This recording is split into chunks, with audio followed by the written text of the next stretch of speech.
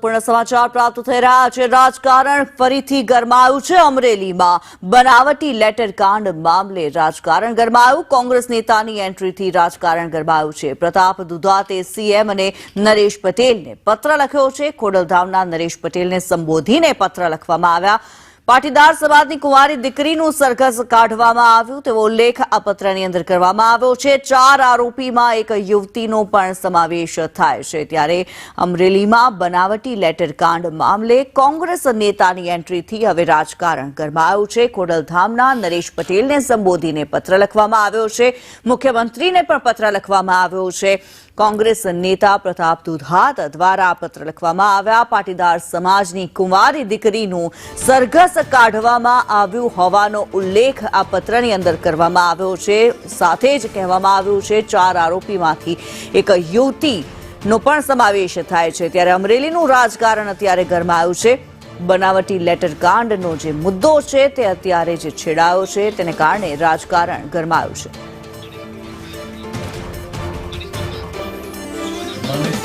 ત્યારે મનીષ પરમાર અમારી સાથે જોડાયેલા છે। મનીષ, આ મામલે શું માહિતી?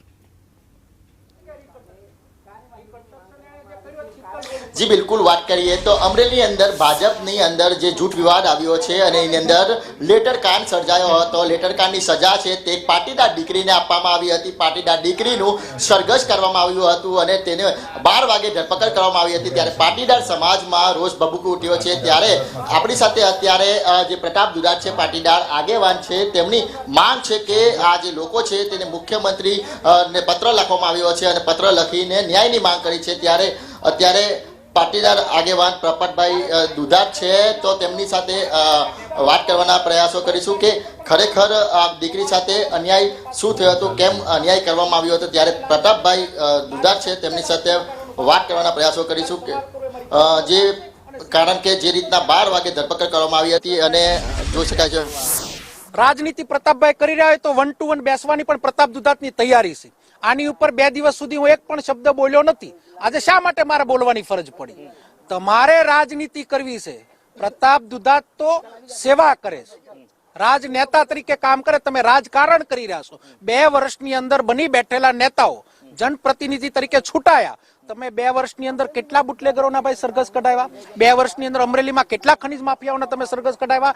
2 વર્ષની અંદર તમે કેટલા બાયોડીઝલનું ખોટું કામ કરતાના સરઘસ કઢાવ્યા? 2 વર્ષની અંદર ખોટા અધિકારીઓ જે પકડાય, ખોટી કચેરીઓ પકડાય, ખોટા કૌભાંડીઓ પકડાય, બધું બોગસ પકડાય, કોના તમે સરઘસ કાઢ્યા? તો શા માટે રીકન્સ્ટ્રક્શનના નામે એક દીકરીને અપમાન કરવામાં આવ્યું? માટે સવાલ તો કર્યો છે અને સવાલ કરવામાં આવશે। પ્રતાપભાઈ, જે રીતે તમે કહી રહ્યા છો કે પાટીદારની દીકરી, પણ એ દીકરી અત્યારે ગુનામાં સંમિલિત છે, એમણે જાતે પત્ર લખ્યો છે, તો કેમ આ પ્રમાણે? હું તમને એમ પૂછવામાં આવું કે એબીપી ન્યૂઝ મારફત તમે મારો અહીંયા ઇન્ટરવ્યુ લઈ રહ્યા છો, તમને ઉપર ટીવીમાંથી ઉપર સૂચના આપવામાં આવી કે પ્રતાપ દુધાતને આ સવાલ કરજો। મારી ઓફિસમાં કોઈ ટાઈપિસ્ટ વ્યક્તિ બેઠી છે અને એને એમ કહું કે આ ટાઈપ કરી આપો, તો એને ટાઈપ કરી આપ્યું છે એવું માનું છું।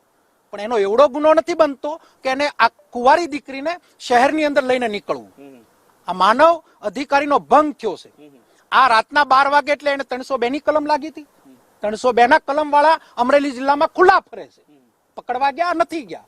મરવા માટે મજબૂર થયેલા લોકોની એફઆઈઆર નોંધાયેલી છે। જોતી તો તમને મીડિયાને હું આપું। ખુલ્લા ફરે છે, કોઈ પકડવા ગયું, કોઈ પોલીસ પકડવા નથી ગયું। એવો તો કયો પહાડ તૂટી પડ્યો કે રાતના 12 વાગે કુંવારી દીકરીને ઘરમાંથી લેવા જવી પડી?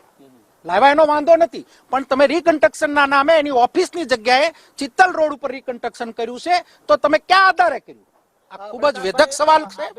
પત્રમાં જણાવ્યું છે કે એક ભાજપ નેતાના અહમ સંતોષવા માટે 100% ભાજપ નેતાને જેને તકલીફ પડી છે એનો અહમ સંતોષવા માટે, કૌશિકભાઈ વેકરિયાનો અહમ સંતોષવા માટે, અહમ સંતોષવા માટે પોલીસ એની હાથો બની છે। કૌશિકભાઈને પણ 1 to 1 બેસવું મારી તૈયારી છે। એની પાર્ટીનો મામલો છે, મને એનો કોઈ વાંધો નથી। જેને લખાયું છે એને ફાંસીની સજા કરો, મને કોઈ પ્રોબ્લેમ નથી। પણ જે દીકરીને તમે હાથો બનાવ્યો અને જે ધાક જમાવવાનો પ્રયત્ન કર્યો, પોલીસ મારફત ધાક જમાવવાનો પ્રયત્ન કર્યો, હું તમને અભિનંદન આપવા આવીશ કે 2 નંબરી અધિકારીઓ પકડાઈશ, કૌભાંડીઓ પકડાઈશ, હત્યારાઓ પકડાઈશ, બળાત્કારીઓ પકડાઈશ। આ ગુજરાતની અંદર રોજે આજે 2025માં આપણે બેઠા, આખા વર્ષની અંદર કેટલા કૌભાંડ થયા, કેટલા લોકોના તમે સરઘસ કાઢ્યા। ડ્રગ્સ 23,000 કરોડનું ડ્રગ્સ હું ધારાસભ્ય હતો, મુદ્રા પોર્ટ ઉપર પકડાણું।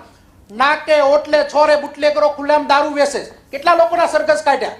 હું તમને અભિનંદન આપીશ, તમે કોઈ ડ્રગ્સ માફિયાનું સરઘસ કાઢીને બતાવો, ત્યાં કઈ નથી થવાનું.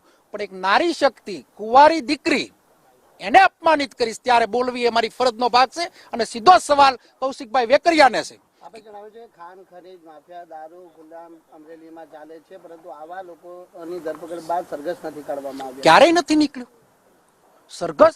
દીકરીનું શું કામ? તમારે સરઘસ કાઢવું જ તું તો ભાજપ તમારી સરકાર છે, અહીંયાથી હું બેઠો ત્યાં લગી દિલ્હી સુધી તમારું શાસન છે. ગુજરાતના કેટલા ડ્રગ્સ માફિયાના તમે સરઘસ કાઢ્યા? લ્યો ટીવી ઉપર ખુલાસો આપો. એમાં કોઈ બોલવા તૈયાર નથી. આખી શેત્રુંજી નદી સાફ થઈ ગઈ. અમરેલી જિલ્લામાં ડ્રગ્સ પકડાનું છેલ્લા 1 વર્ષ પહેલા સરઘસ કાઢ્યું નથી કાઢ્યું. પ્રતાપભાઈ, મુખ્યમંત્રીને પત્ર કોઈ રિસ્પોન્સ આપવામાં આવ્યો છે મુખ્યમંત્રી દ્વારા? મારી ફરજ એક જાહેર જીવનના વ્યક્તિ તરીકે, સમાજના અગ્રણી તરીકે સરકારને જગાડવાની મારી ફરજ છે. રિસ્પોન્સ આપવો નહીં આપવો એ સરકારની ફરજ છે. આ સરકાર તો અમે ધારાસભ્ય હતા ત્યારે કુંભકર્ણની નિંદ્રામાં સૂતી હતી, આજે પણ સૂતી છે. હું એમ કહું છું, મને કોઈ ભાજપ, મને કોઈ કોંગ્રેસ, મને કોઈ રાજકારણમાં રસ નથી. સમાજના આગેવાનોને પણ મેં પત્ર લખ્યો ને. પહેલો પત્ર મેં સમાજના ટેલિફોનિક વાત કરતા મેં સીધો સવાલ સમાજના અમારા મહત્વના આગેવાનોને લખ્યો છે. ગગજીભાઈ સુત્રિયાને લખ્યો છે. આ અહીંયા હું જે સંસ્થા સાથે જોડાયેલો છું, કાનજીભાઈ બાલાળાને મેં પ્રશ્ન પૂછ્યો છે. મથુરભાઈ સવાણને મેં સવાલ કર્યો છે. નરેશભાઈ પટેલ ખોડલધામ સમાજનો મોભી છે, એને પણ મેં સવાલ કર્યો છે કે ભાઈ ક્યારે બોલશો? પત્ર લખવાથી તો સામે લાગશે. ટેલિફોનિક કઈ વાત થઈ છે ખરી કે નહીં? ટેલિફોનિક વાત કરવાનો મેં પ્રયત્ન કર્યો છે. ફોન મારો એટેન્ડ થયો નથી. ત્યારે હું હજુ પણ ટેલિફોનિક વાત કરીશ. અને આની ઉપર જે પોલીસે સરકારનો એટલે કે ભાજપનો હાથો બની છે, ખોટું કર્યું છે, એની ઉપર કાયદેસરની કાર્યવાહી. સમાજ ઉભો રહેશે તમારી સાથે? સમાજ ઉભો રહે કે ના ઉભો રહે, પ્રતાપ દુધાત એ દીકરી માટે ઉભો છે. પ્રતાપભાઈ, આ દીકરીનું આ રીતે જાહેરમાં સરઘસ કાઢવું કેટલું યોગ્ય ગણાય? અયોગ્ય છે એટલા માટે તો પત્ર વ્યવહાર કર્યો છે. અયોગ્ય છે એના માટે જ પત્ર વ્યવહાર થયો છે. આની જગ્યાએ પ્રતાપ દુધાતની બેન દીકરી હોય તો, આની જગ્યાએ તમારી કોઈ બેન દીકરી નોકરી કરતી હોય અને આ રીતનું થયું હોય તો, આની જગ્યાએ કૌશિકભાઈ વેકરિયાની બેન દીકરી કોઈની ઓફિસમાં નોકરી કરતી આ રીતનો પત્ર લખ્યો હોય અને એને આ રીતનો ઉપયોગ થયો, શું વ્યથા થાય?